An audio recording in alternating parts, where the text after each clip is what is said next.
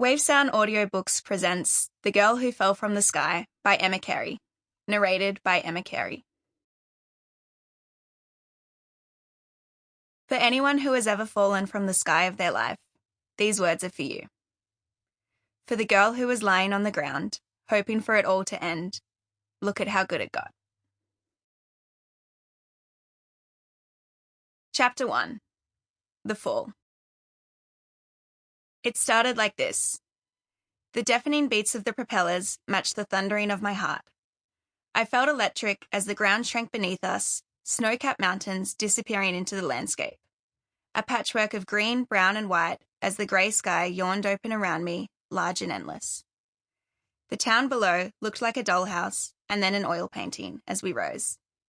Just as I thought we must almost be at the right altitude to jump, my instructor told me we hadn't even reached halfway. I startled at my own insignificance as the helicopter continued dizzyingly upwards, a similar feeling to when you look into the night sky and realize that you're looking into the past. An anxiety that I hadn't been expecting caught in my throat, and the memory of my signature over a dotted line flashed back to me. Suddenly, the danger laid out in a black and white liability form felt somewhat plausible.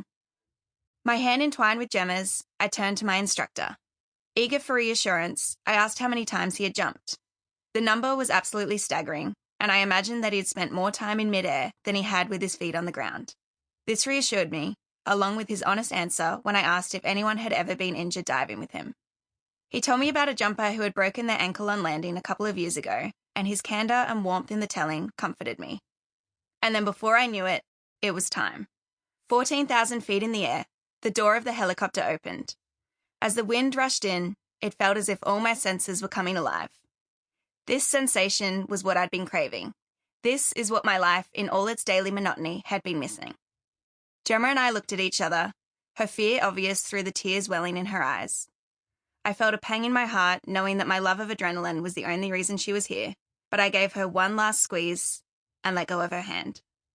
Strapped to my instructor, I turned towards the door and a new version of myself. For a moment, we sat on the edge of the helicopter, legs dangling in the space between who I was and who I was about to become. And then, I was falling. The instructor had launched us from the edge, throwing us into the wide open nothingness. I remembered the instructions we'd been given on the ground and moved my body into the correct position. And just like that, the world stopped. The sound of the helicopter, the sound of the air whooshing by, the sound of my screaming voice, it all became silent. I was flying. I was enraptured. Sample complete. Ready to continue?